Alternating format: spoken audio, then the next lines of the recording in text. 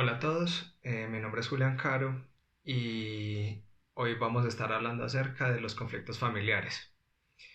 Si no se han suscrito a mi canal, recuerden hacerlo aquí abajo y para que estén al tanto de todo lo que vamos publicando y todo lo que voy compartiendo con ustedes. Recuerden también compartir este video y los demás con aquellas personas que creamos o que sintamos que lo necesitan para poder replicar el mensaje con más personas y pues que todos logremos como ser más felices todos los días. Entonces, para poder entender un poco mejor este asunto de los conflictos familiares, debemos hacerlo desde su origen. Entonces nos vamos a enfocar en el apego. El apego es una teoría en psicología que habla acerca del mecanismo de adaptación más básico con el que contamos los seres humanos y pues gran parte de los animales que viven en manadas, animales gregarios.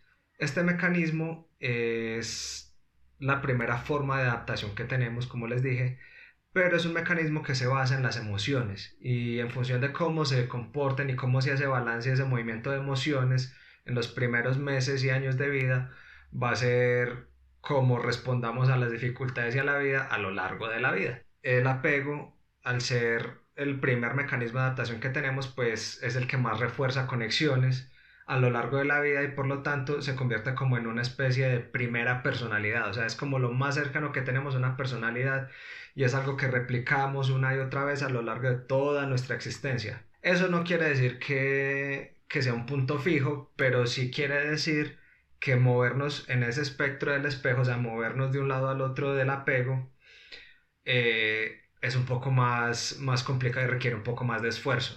Ese espectro entonces está compuesto por un apego evitante, un apego seguro y un apego ansioso ambivalente. Hay ligeras diferencias entre un teórico y otro, pero en términos generales son esos tres. En el lado de los evitantes, entonces, tenemos que son personas más racionales, son menos emocionales, o sea, dan más valor a lo racional que a lo emocional, son más controladas, más autónomas, más independientes, pero al mismo tiempo son más solitarias, más tristes, y tienden a tener síntomas un poco más depresivos. Son personas más bien como un poco más serias y más controladas, como un poco más frías. En el otro lado del espectro tenemos los apegos ambivalentes. Las personas con un apego ambivalente son por el contrario más emocionales, o sea, dan más valor a lo emocional que a lo racional, son un poco menos autónomas, pero son un poco más inteligentes en términos de inteligencia emocional, a veces. ¿Por qué? Porque, claro, al dar más valor a las emociones, muchas veces sus padres no supieron controlar esas emociones, no supieron cómo regularlas, enseñarle al niño a regularlas, y entonces también son personas que pueden llegar a ser muy inestables emocionalmente, a exagerar un poco más sus emociones. Esto también quiere decir que las personas con un apego ambivalente son más extrovertidas, son más sociables, son un poco más dependientes. Y por último en el centro está el apego seguro, que son personas que pues combinan lo mejor de ambos. El apego seguro de hecho es un factor protector en términos de salud mental y ayuda a que, por ejemplo, en los casos cuando hay un abuso sexual o una violación, la persona no lo perciba como una experiencia traumática. Pues esos casos se han dado. Entonces, el apego seguro realmente protege nuestra salud mental y nos protege del ambiente, o sea, nos ayuda como a responder al ambiente de una manera más tranquila. Los otros dos, por el contrario, tienden a estar relacionados con más trastornos de personalidad, más enfermedades mentales, más enfermedades corporales, o sea, tienden a enfermarse más, a ser más hipocondriacas, etcétera. O sea, los apegos ansiosos, tanto el ambivalente como el evitativo, nos hacen más propensos a sufrir y a enfermarnos más en la vida. Así, entonces también ese apego va a ser la manera en que, o sea, va a ser el punto de partida del ego. El ego vamos a hablarlo después, pero es el punto de partida de la manera de nuestras creencias, de nosotros cómo configuramos y vemos el mundo. Si lo vemos como un lugar positivo, lo vemos como algo tenso y abrumador. Si vemos el mundo como algo triste y solitario, si lo vemos como algo que vale la pena ser vivido. El apego va a determinar esas cosas y nos va a llevar y nos va a guiar en todas las experiencias que vivamos porque nos va a disponer también meternos en ambientes que son un poco más peligrosos o no, nos puede llevar a que vivamos experiencias más seguras o no. O sea, eso no solo tiene que ver con nuestra salud mental, sino también con lo que sucede en nuestro entorno y la realidad que construimos. El apego lo moldea son nuestros cuidadores primarios, que pues en términos generales son nuestros padres, pero realmente puede ser cualquier persona, una abuela, un abuelo, una tía, un tío, la niñera, que de hecho también sucede que muchos niños crecen con una niñera, la niñera se convierte en su figura primaria de apego y cuando la niñera se va, el niño experimenta una pérdida y un abandono. Entonces, el apego, o sea, la manera en que configuremos ese apego, por eso esos primeros 7 años de vida son tan importantes porque ese apego son los que nos va a llevar y nos va a llevar a construir la realidad que vemos y vivimos. Y en ese construir, pues pueden haber experiencias positivas o negativas. Ese apego es construido entonces también, pues al ser creencias, es construido por las creencias de nuestros cuidadores. Y esos cuidadores construyeron esas creencias en función a sus cuidadores. Y si vamos viendo, se convierte en un asunto generacional.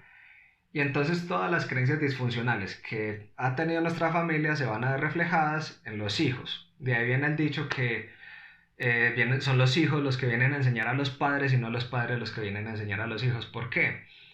Porque nos convertimos en espejos. Aquí tengo el espejo y el espejo básicamente traduce como yo soy tú y tú eres otro yo. Lo que te hago a ti, me lo hago a mí. Y allá es donde quiero llegar. O sea, cuando nosotros estamos ya en relación con otras personas, al ser nosotros quienes replican el apego, no solo con nuestra familia, sino también con nuestros amigos, parejas, conocidos, familiares, sociedad, Estado, el mundo se convierte en un mundo de espejos.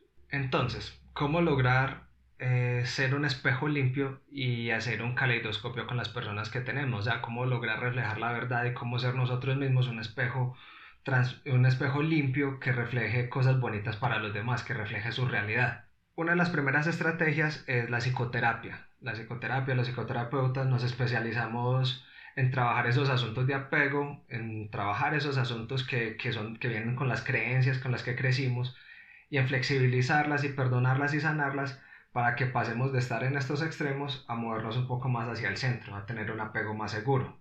¿Para qué? Para poder entonces liberarnos de ese traste familiar, de esas creencias disfuncionales y empezar a vivir con creencias ya que sí sean funcionales. Lo otro, que se los decía cuando hablamos de las crisis, es que en las crisis las personas nos reflejan las cosas que no queremos ver. Las crisis nos reflejan las cosas que hay que cambiar y las creencias que ya no funcionan y que ya no van. Entonces, al usar al nosotros empezar a replantear y empezar a utilizar las crisis de una manera positiva, nos va a permitir que empecemos a reflejar otro tipo de imágenes. O sea, recordemos que la realidad que vemos no es más que un reflejo de lo que pensamos.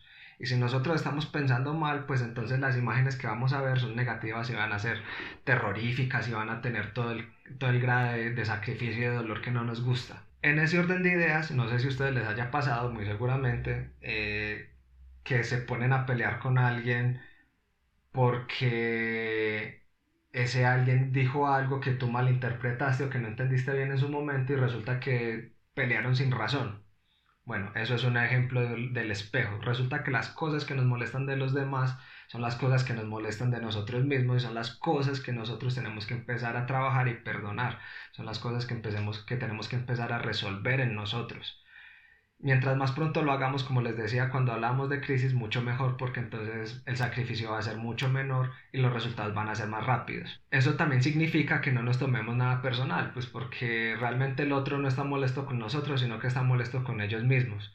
Una de las herramientas que más me gusta recomendar a mis pacientes y a las personas que me hablan sobre los conflictos familiares y los conflictos relacionales, que son básicamente lo mismo, es que lean los 4 acuerdos. O sea, realmente nadie te ataca, realmente te atacas tú mismo. Tú tienes la sensación de que te atacan y responden y entonces un espejo refleja odio, el otro refleja lo mismo y se convierten en ¿qué? En un infinito continuo de conflicto y de pelea y de dolor. No tenemos que hacer eso. Si nosotros empezamos a reflejar luz y este espejo está reflejando sombra, pues simplemente lo que hacemos es que vamos a iluminar y vamos a transmitir la luz a muchos más espejos. La otra estrategia es que nosotros no tenemos control, o sea, tenemos que aceptar que no tenemos control sobre lo que refleja o lo que ve el espejo del otro. Nosotros solo tenemos control de nuestro propio espejo, nosotros decidimos qué reflejar y qué mundo reflejamos afuera y qué vemos en el mundo. Eso es lo único que podemos hacer, o sea, nuestras creencias es lo único que podemos trabajar. Entonces, si renunciamos a esa pretensión de querer cambiar al otro y más bien nosotros decir, no, yo quiero cambiar, o sea, nosotros empezamos a hacer el trabajo por nosotros, eh, va a ser mucho más sencillo, o sea, hagámonos responsables de nuestro propio proceso y van a ver que, claro, como yo estoy más tranquilo, como yo estoy más en paz, las personas que están conmigo pues no van a sentir que los estoy atacando y entonces como no los estoy atacando también van a estar más tranquilos y ustedes van a decir, ah, es que el otro cambió cuando yo decidí cambiar. Sí, pero es que no es que el otro haya cambiado, es que realmente el que cambió fui yo. Y como mi mundo cambió, como mis creencias cambiaron, el mundo que veo también cambia. Y al mismo tiempo, esa luz que yo empiezo a reflejar empieza a reflejarse en los demás y el caleidoscopio empieza a formarse. Y podemos ser todos un gran caleidoscopio de amigos, de hermanos, de familiares, que simplemente cortamos con esas creencias y con esos tajos familiares. Ahí viene el último punto. Resulta que, claro, como las creencias tienen que confirmarse y las creencias, sobre todo cuando vienen del apego, son tan enraizadas, lo que hacemos es tender a repetir patrones. Muchos dirán, ah, pero es que yo salí todo lo contrario a mi papá o a mi mamá. Pero es que realmente estás confirmando las mismas creencias. ¿Por qué? Porque es que las creencias se confirman de tres maneras. Las compenso, o sea, hago lo contrario a lo que hacía mi papá o mi mamá. Las confirmo, o sea, hago exactamente lo mismo que hacía mi papá o mi mamá. O las evito y evito hacer lo mismo que hacían mi papá y mi mamá, pero resulta que la vida me fuerza a hacerlo, o sea, por ejemplo, por decir algo, yo evito salir a la calle para que no me pase nada, pero resulta que no me puedo quedar toda la vida en la casa, entonces el día que salgo, claro, me siento vulnerable, me siento desprotegido y recreo ese patrón, recreo esa situación que estoy evitando. Entonces la creencia finalmente por cualquiera de los tres caminos se termina confirmando. Entonces empecemos a mirar nuestros patrones, empecemos a mirar qué cosas estamos repitiendo de nuestra vida, de nuestra familia, de nuestros amigos y cómo lo estamos reflejando en las demás personas que se nos acercan, en nuestra pareja, en las personas que conocemos, en el trabajo, qué cosas estoy haciendo que se parecen en mi casa, en mi trabajo, qué tienen en común mis exparejas, qué tienen en común mis padres, yo qué tengo en común en diferencia de ellos. O sea, empecemos a mirar esos patrones que se van repitiendo y que se convierten en espejos de nuestra realidad y nos permitan entonces reconocer la crisis antes de que llegue la tormenta y empecemos a transformarnos, empecemos a construir y a reparar el espejo para que entonces, ahora sí, de manera libre y tranquila podamos hacer un mundo feliz, un mundo en el que hacemos un gran caleidoscopio reflejando colores, matices, formas, figuras, de todas las formas. ¿Qué tal un mundo así? Si tienen más dudas, recuerden dejarlas en los comentarios. No se les olvide suscribirse aquí abajo, porque eso de verdad ayuda. Y nada, recuerden seguirme en mis redes, estar atentos a las publicaciones para que no se pierdan nada de las noticias o de las cosas que voy publicando y compartan con todos sus amigos y familiares. No solo este post, sino sus propias vidas. Empecemos a reflejar bastante amor en esos espejos. Eso es todo por ahora y hasta la próxima. Chao, chao.